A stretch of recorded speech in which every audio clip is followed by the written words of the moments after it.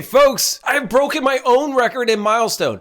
What record are you asking? For the first time ever, we have a live performance happening from an American singer and songwriter right here on the show. Joining us today is Charlie Cope, an American singer and songwriter, and he has a 5-week tour about to kick off. Also, another one, a 101 days tour this summer. He's been featured on one of my favorite podcasts, the Discoposse podcast, and a new one that I've just subscribed to called Toasty Podcast, which sounds tasty to me. I'll be right back. No, just kidding.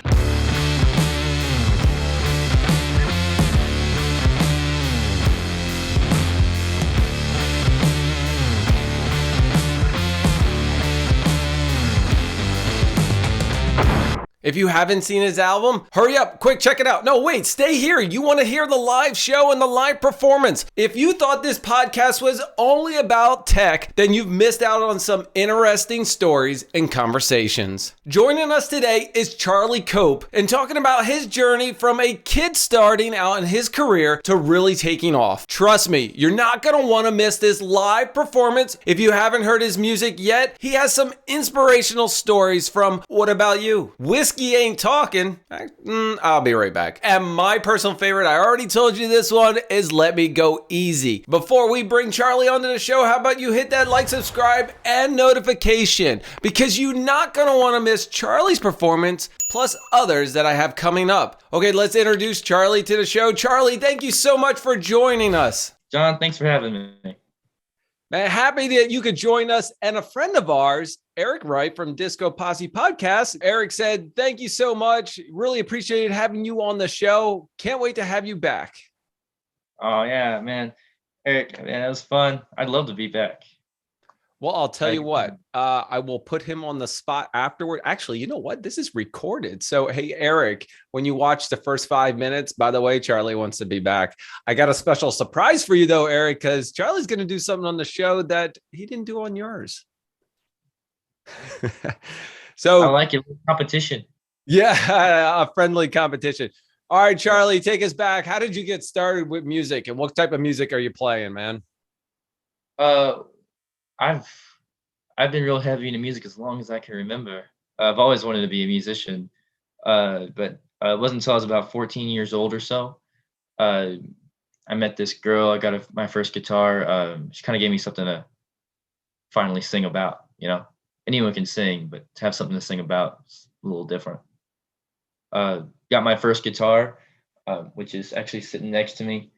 Could not play it for a very long time. I was just practically hitting the damn thing. But I don't know, man. Been connecting with people and singing songs ever since. Charlie, quick question for you. You said you got it at 14 and you didn't start playing it. When did you start playing it? Well, I was playing it. I just wasn't playing it well. Oh, well, okay. Wait, let me step back. You weren't playing it well. What did you do to get better to play it well? Okay. When I was about 17 years old, I got really serious about it. And I started basically studying. I didn't have any internet where I lived because we were out in the middle of nowhere. So I would go out into like the Houston music scene and I would study everyone and just watch everyone and try to learn as much as I could. And my buddy, I took a lot of mentors. One guy that taught me a lot was Mr. Nobody, rock guitar player, singer out of Houston. He also played on Let Me Go Easy. He was the guy that did the slide guitar. And he co-wrote Whiskey Ain't Talking years ago. And he taught me a lot, and I learned from just about everywhere I could. But I also was practicing like 8 hours a day, something like that. It was pretty nuts. So, Charlie, how did you get from playing it every day and learning it every day at 17? And what was the path you took to transition to where you are now? Give us a little bit of a rundown. We don't need a play-by-play, but like a timeline. The 17 to where you're at now. And obviously you get to join me on the show to talk about what you're doing now, the music you're creating, and we've got some surprises in store. Oh, yeah. Well, before I was 17, I was pretty much just a singer. But then after 17, I kind of started doing my own thing, started trying to find my own voice, my own genre. Before that, I was doing like an outlaw country thing, and then I found Americana music, which I never heard of before. And for those that don't know, it's basically like everything old school just kind of mixed together. Sorry, you can hear sirens behind me. Um, but I started getting into that, and that's actually kind of a big, that folky Americana music scene is pretty big in Houston. So I was luckily surrounded by that and a lot of really cool musicians that like knew like Towns Van Zandt and Merle Haggard and Willie Nelson and stuff like that. So I got a whole bunch of cool stories and some cool wisdom shared by them. And then I just learned as much as I could. And when I was 18, I moved off to college at UNT here in Denton, Texas. And those guys are a complete different level. The incredible jazz scene they got over here, just a whole different beast of people to be studying. Trying to learn from just about everywhere I go. All right. So, Charlie, what is Good Time Charlie? I got to bring that up. Man.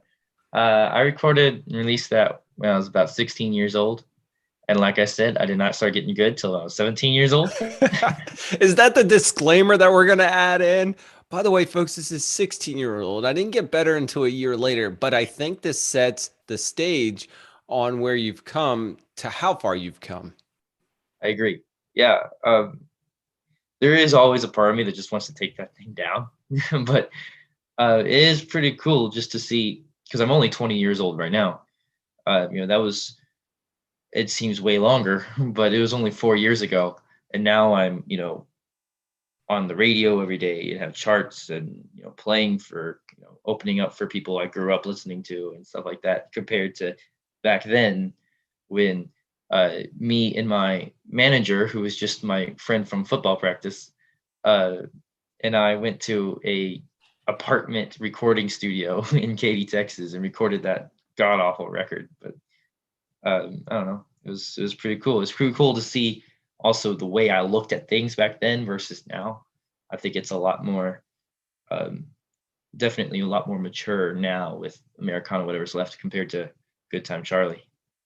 When you say the way you looked at things before, are you talking about the stories you told within your songs to what it is now, or the way you looked at music in general? Yes. Or a little bit of both. Yeah. Good Time Charlie. I do kind of like what I did there, because I kind of made it one continuous story, which I obviously did with Americana, whatever's left. But I just kind of took like this one little point of it to make it simple as possible. And I did not like that. I do not like that now. Make it, with Americana, whatever's left, I made it, bigger and more complicated and more truthful. I didn't just show, one side of it. I really did try to show more of it, and that complications, that's just life. And that's what, my music tries to reflect, but also, like I said, just the maturity of it, breaking up, you're either like sad or you're angry, but, now I'm, looking back on it, and I'm grateful for the time, grateful for that, even though there might've been hurt and pain and whatever, I am better because of it. I think we like to think they are too, trying to get, sorry, this has been kind of gloom now. Sorry. Dude, first of all, this is captivating. Why? Because the story tells where you've come from to where you are now. And I take that, and, time heals all, just like time makes everyone better. If I take a look at some of the podcasts, my early ones I did, I would love to take them down. Yeah. But one, I would lose a lot of stats, by the way, but that's IQ. And two, it really helps people understand that there's no overnight success. You've been working at this for years, and now where you're at, you're just not going to wake up one day and be where you're at. You have to start somewhere and learn through the hard and tough times in order to enjoy the good times.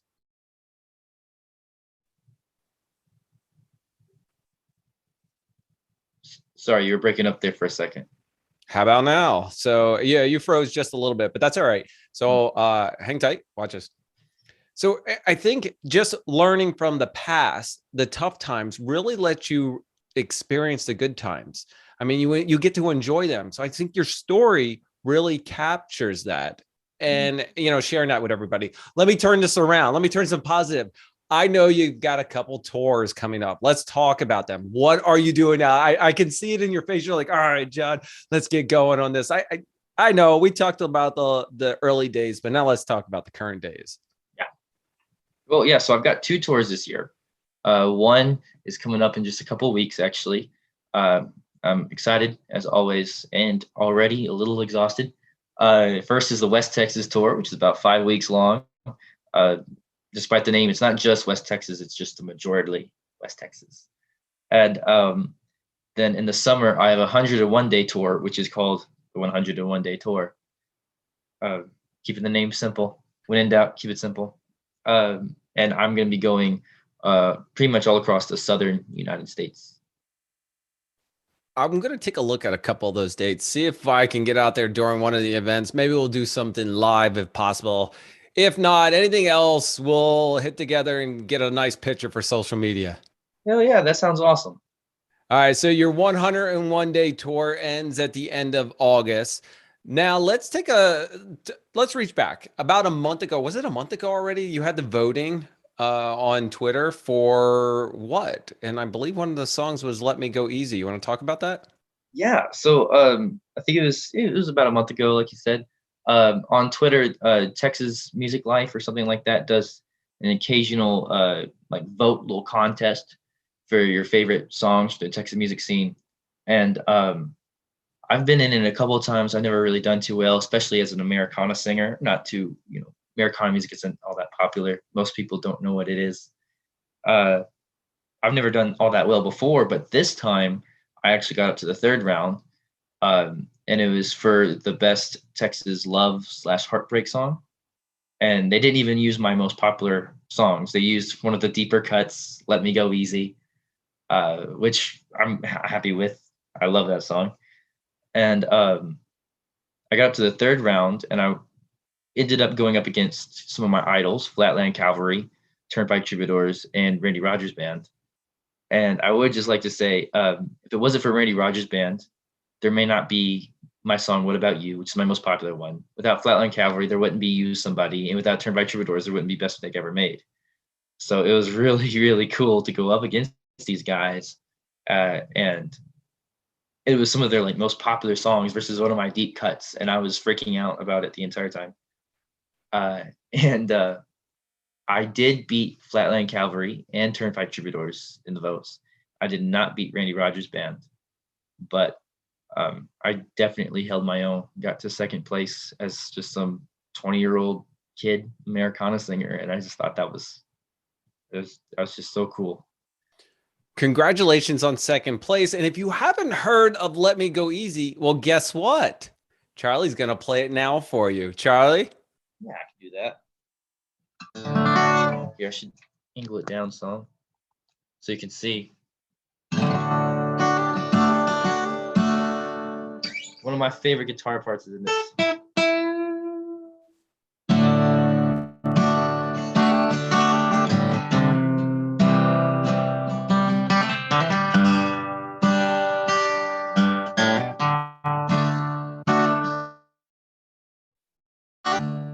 Guess it's my fault. Things got out of hand. Never meant that much to you, but I did the best I can.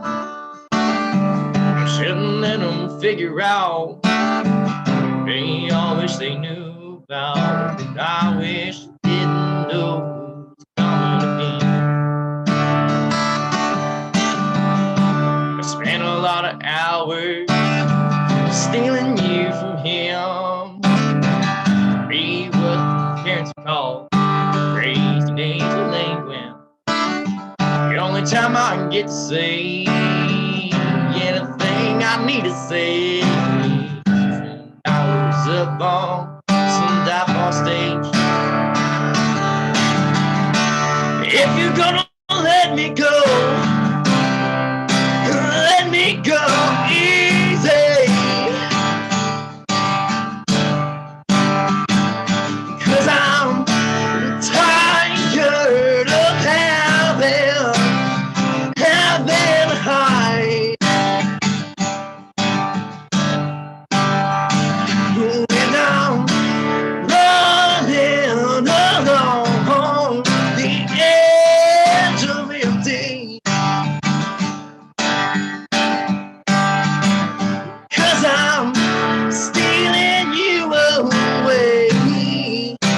some sort of kind.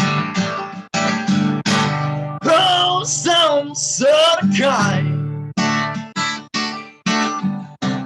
Oh, some sort of kind.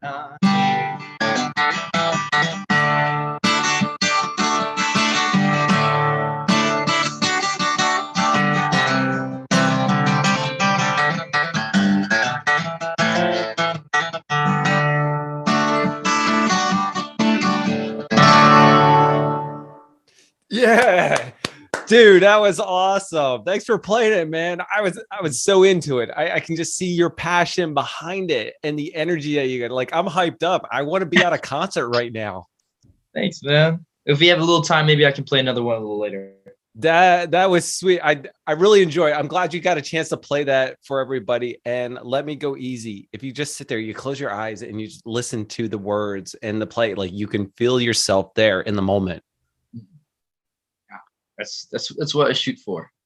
Wow, perfect. I thank you so much for playing it. Oh, thanks for letting me. Yeah. So have you always wanted to be a musician? Like, I mean, seriously, I know you got your first guitar, but yeah, and you were singing, right? But have you always wanted to do it, or was there another career you had in mind? I've always wanted to do it as long as I can remember. It was kind of shunned from my folks mainly, which I don't think is a terrible thing. It sounds bad, probably not the worst parenting move to shun a career in music. It's not the safest gamble. Obviously, I've done pretty well for myself now, but it wasn't always. And the odds were definitely stacked against me by a lot. And but no, when your little kid says they want to be a musician when they get older, it will make you a little worried. So I definitely try to find a bunch of other things.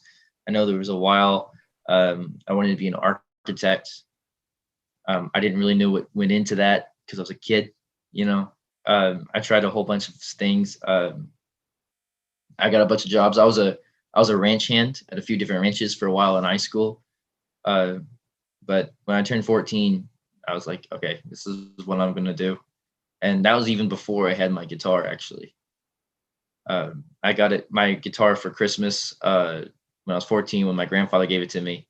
Actually, I still have the one he gave me. It's probably way out of tune, but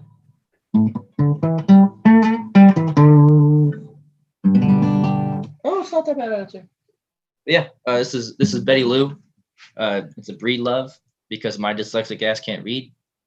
So for 3 weeks or 3 months, I think I thought it said Betty Lou on the headstock. Oh, I gotcha. Yeah. I know where you're coming from, man. You know what? You make your own words and terms up. You know what it says. It's all that matters. Yep. There you go. But yeah, I got this guitar when I was freshman in high school, I guess. And it's not really anything else. I really just a couple of things I could have done, but there's nothing I really had to do like this, Well, keep it up. It seems like it's working out well for you, your passion and your hard work. Now, what does your typical day look like for you? Because you said you're a little tired and you haven't even started the first tour yet this year, which is only 5 weeks. And then you have your 101 day. I want to know what your typical day looks like. Maybe something. Give us an insight in you. Yeah. So I usually wake up pretty early, usually a little after the sunrise. And around 7 o'clock, I'll go to the gym. I'll do certain exercises for my voice. There are lots of muscles you got to use. You don't want to strain those. If I am playing a show, it's a little bit different because a show will take up most of my day, a lot more than you may think. Wait. You mean you don't just show up, sing, and leave? I mean, there's a lot more into it. I'm assuming your entire 2-3 days before a show is packed. But go ahead. Yes. So the day of a show, let's say the show is an hour away from my house. Well, then, if let's say it starts at 6 o'clock to 9 o'clock, one-man show, for example, make it simple. Well, then I have to, like I said, work out and all that stuff and do certain stretches for my voice and that sort of thing. And then I'll probably do some business stuff, get on the computer for a few hours, and then I'll go to the practice rooms on UNT campus and warm up my voice and look over the set list and all that sort of stuff. And it takes me an hour, sometimes 2 hours to warm up my voice. So probably get there at like 12, I guess. I would work backwards, but that wouldn't really make sense doing it like this. So I'd get there and warm up for about 2 hours, leave and go to the venue, and I would get to the venue about 2 hours early as well. So because I have so much equipment, and if it's like a one-man show, I probably don't have a TM or a sound guy there to help me out with that. So I have to set up. Not yet. Well, if it's a smaller show, I do have one. I have a couple actually, but if it's a smaller show, there's not really, they help you set up and then they just stand there for 3 hours. It gets weird. So I'll go there and I'll set up equipment and I'll make sure everything's working all right. And if I've always got backups in case it doesn't, I'll play the show. Then afterwards, I'll sit by the merchandise table, shake hands, sign autographs, take pictures, and hopefully sell a couple T-shirts and whatnot. And if it ends at 9 o'clock, I'll probably won't get out of there till 11:30. Won't get home till midnight, 12:30. So a 3-hour show can easily take up 12 hours. Not to mention all the promotion that has to go into every show. So speaking of merchandise, I'm going to put a link in the description below. If you want to take a look at some of Charlie's merchandise, check it out there.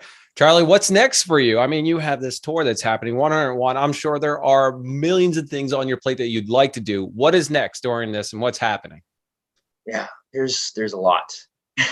There is a lot. We've got stuff scheduled years in advance, and I'm not supposed to say everything that's coming out because what can you share with us on the low? I can share with you there will be some new music coming out incredibly soon, within the next few months. There'll be some new stuff coming out. Some of it will sound familiar, some of it won't, and I'm very excited for it. A little nervous, but that just means I care. I'm very excited for it. I attribute nervousness when we're so passionate about something, right? And you want to release it. Like you worked on something for months. For me, if I worked on something for like a couple months, like this content, right? And it's only 3-4 minutes, but you put it out there, you're excited, but at the same time, you're nervous of everybody's reaction and how well it will do. It might take off right away, it might take a while but I understand where you're coming from. When American Singer Left came out, or really just working on it, I was nervous as all could be because it took 7 years. I worked on it for 7 years. I was so freaking nervous. But it did so much better than I ever thought. Hundreds of thousands of streams in just a couple of months. It's getting on the radio, not just here, but all over the world. Charts. My name being next to people I grew up listening to. It's pretty nuts. Charlie, do you write all your own songs or or how do you get some of your inspiration? Do you take other suggestions, other songwriters? How's it work for you? Well, like on American Singer Left, I wrote all of those songs, except for one of them. Like I said earlier, I co-wrote with my friend, Mr. Nobody, which y'all can go check out. Like a psychedelic rock guy. He's pretty awesome. Co-wrote that with him when I was about 17 or so, which seems a lot longer than 3 years. Or I guess I won't tell you how old I am, so we'll just go from there. Yeah. Well, actually, when does this come out? This recording, we're going to get this out. I'm going to try to get it out before your tour that's happening, like 3 weeks? I'm going to try to get this and bumped ahead. Okay, well then. This might be a special edition one that I release just because I want to hype up your tour. I got you. Yeah. Yeah. So, okay, then by the time this comes out, I'll be 21 then. So 4 years ago. That's just insane. It was only 4 years ago, but. Wait. When's your birthday? Can you share it? You want to share? Yeah, March 5th. Oh, all right. Well, yeah, this will definitely be out in that time. We're recording right at the beginning of March. We'll turn it around. So happy birthday to you when this comes out. Well, thank you.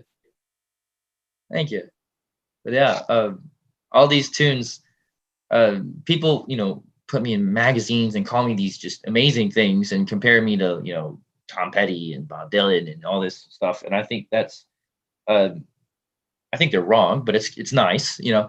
Uh, but they call me, you know, all these names like a transgenerational wordsmith and whatever. But I really don't see myself as some creative songwriter or really much of a writer at all, because I didn't really, you know, write these songs. I just wrote them down.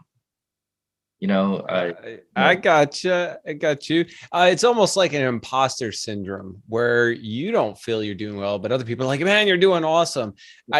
You know what? It resonates. I understand where you're coming from with it. Keep doing it. Keep that mentality, because you know what? You'll never forget. You'll never you'll never stop trying to be better than you were the previous day. And just keep plugging away at it. I appreciate it, man. Thank you. Yeah. What makes your music stand out from everyone else's? And I'll tell you what, having heard you play Let Me Go Easy live for me and just where I felt within the music, I can tell you where it stands out with me, but where does it stand out with like everybody else's? Yeah. After I answer, I definitely want to hear yours. Well, truth. That's all. I mean, really, we talked about, you know, my story, and that's really what Americana Whatever's Left is, and that's all I really know how to do.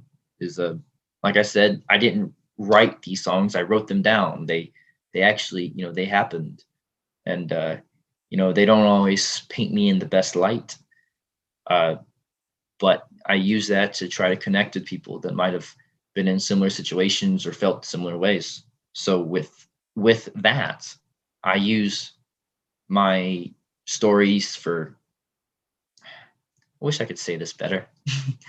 But you know, you listen to like a lot of pop singers, especially in like country music. Everyone's like, oh, she did me badly, he did me badly, you know, this happened to me, poor me. In rock and roll and like pop, it's, you know, I've got more girls and Cherry Pie by Warrant, that sort of thing, you know. But Americana music is just truthful. It's real. It's weird, and it doesn't always make sense, and sometimes it just sucks. But it's real. It's tangible. You can feel it, and I really love that. And so I try to use that to connect with other people. But because it's my truthfulness and my story, I think, you know, no one could really tell my story quite as well as I could, you know. All right. So you want to hear where it separates it? Okay, now that I get to hear it live, now I'd listen to it off your website on YouTube. And when you actually had it out there for the voting that happened, and just listening to you, you mentioned truthful. As you listen to the words, I can feel how truthful it is. But the passion that you bring when you're singing it, like watching you actually play that, really kind of, it sets some of the other music aside. And if you think about it, these are stories that people wrote down, but the words might have changed, or they've kind of embellished it a little bit, where yours, the truth comes out, and good or bad, however it paints you in that light, it doesn't matter, because nobody's seeing you as that. They're seeing the music. They're feeling it as if you're down to earth guy, man. I've said this to you before, like it really resonates. The music kind of pulls you in and gets you feeling in that moment. Well, thank you, John. I like that. Yeah, I appreciate you playing for me. You watch this recording, you watch me in the recording. I'm just digging it. But I got to tell you, really digging the music, digging your passion about it. And I got to ask you a couple more questions before we wrap things up. Do you prefer spending the time in a studio, on the road, a little mix of both? On the road, man. Like you said, that passion, you know, me trying to connect with people. I realize I can, you know, with this album, you know, hundreds of thousands of people have listened to it, and that's insane. But it doesn't always feel like that when you're in a studio and you're looking at a speaker, a microphone, and a blank wall. You know, you're singing to a wall, and that's one of the reasons I just think I can put so much more so much more oomph into it, so much more heart and emotion into these live shows. And even though the tours are exhausting because you're never sleeping in the same, hotel or Airbnb or whatever twice, it's very exhausting. Reaching that so many people and actually being able to see it, especially with the way like my mind works. People like, hey, 3,000 people listened to you yesterday alone. I'm like, I don't know about that. That sounds a little. You're thinking of that number, and that doesn't really seem that big. But then the more you think about it, and 3,000 people, I get excited when I get 100 people that view my video and my content in one day. Yeah. So think about that in terms of your song. They listen to it and repeat. It's 3,000 unique people. How many of those listen to it more than once in that day? Yeah, I think the average is like most people that listen to me, like all my monthly listeners listen to me on average like 4 times a day. There you go. You did like on an average 4 times, and that's that 3,000 is quadrupled, dude. It's just think about that. And it goes back to Resonate, where people are, kind of giving and unique terms to you, right? And kind of, putting you way up here, and you're keeping yourself level-headed and thinking that imposter syndrome. You're doing great. Just keep that mentality. I find it helps drive the creative mind. Well, thanks, man. Yeah. So Charlie, all right, last question for you. Are there any artists that you would like to tour with? Yeah. A lot of cool guys, especially out in like the newer Americana thing. Of course, I'd love to play with like, I don't know, Bob Dylan, of course, who wouldn't? But I would really like to play with like, I've been listening to like them Cooley Boys a lot lately. Jason Ock Harris, the Casey Christopherson band, that sort of thing. John Latham, that would be cool. No, I think I have his number actually, but Charlie, if you're watching, Charlie would like to tour with you. Just letting you know, hey, just dropping it. Don't forget. I mean, you're out there listening. I mean, John Wortham. I mean, hey, I'm right here. But yeah, a lot of those guys, that sort of thing, would be really cool. But man, I love music, man. I love connecting with people. Music should be shared. It's a great marketing thing to tour with others, but I'm mostly doing it myself. But I'm not really thinking of it that way. That is one mindset, the marketing side, and the other side is my actual personal mission, which is to connect with people, make them feel less misunderstood. And I think that would be a great way to do it. What I think about what you mentioned about your recording in the studio versus on the road and touring with people, I got a couple things that come to mind. One, so much content is going to come out of there, so much like natural stuff that you can't write in a studio by yourself. It does work, it happens, but that stuff on the road, those experiences that you bring to your music from writing to singing are really going to drive and empower a lot of those stories. And in a studio, you don't get a chance to connect with all these people. You're not there. When you're on stage, the connection is real. Everybody is there in the moment. They're listening to you versus in the studio, you're not singing to a group of people. I feel the same way. I mean, like when I create content, it's you and I, we're nice having a conversation, but I like going actually to events too, or actually being in front of a group of people because of that connection. One, they really inspire you. That energy level comes out. If you think I'm energetic on my podcast, imagine what I am in real life. Just putting that there. So my energy goes like 10 times because I have a lot of fun. I'm passionate about what I do. And I think that's where you're striving is like, as a singer songwriter in front of the audience, if you thought, and I'm talking to the audience right now, if you thought him singing Let Me Go Easy was great now, imagine him live. And guess what? He's got 2 tours coming up here in March and 101 days or 101 day tour, right? One of those things, right? Well, we'll just call it that way. It ends in August, but guess you got to take a look at his website because there's so much. If you thought this was energetic, check him out there. Yeah. Speaking of energetic, yeah, me and the guys just played a show like 2 or 3 days ago, and it was we did "Proud Mary" by Creedence for the first time, and that was so cool because in the middle of the show, middle of the song, I jumped off the stage. I have an extra long string for my cable for my guitar because I like to do this. I jumped into the audience and started dancing with the audience, and like was doing a solo in the middle of a dance floor. It was man, the energy was really fun. I hope I can find some pictures and stuff from that. But oh man, you got to share that. That just reminds me. I've watched Luke Bryan put out a 5-episode series, My Dirt Road Diary, and it was actually really compelling. Like I wanted to watch this entire thing of him progressing through it. His weird, quirky energeticness when he is on stage doing and performing. I can see that in you. I'm not doing a comparison. I don't know if you like Luke or not. I'm just saying I like your energy when you just talked about jumping out into the crowd. That's what it's all about. You feeling that, and you have that, you just do it because you know the crowd is looking for something and you have that energy to provide to them.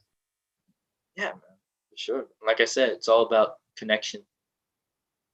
Yep. I 100%. I'm hoping I connected not only with you, but with the audience. All right, folks, American singer and songwriter, Charlie Cope. Charlie, thanks for joining me. Thanks so much for having me, John. Charlie, this was awesome. This has been the John Myer Podcast. Don't forget to hit that like, subscribe, and notify, because guess what? We're out of here.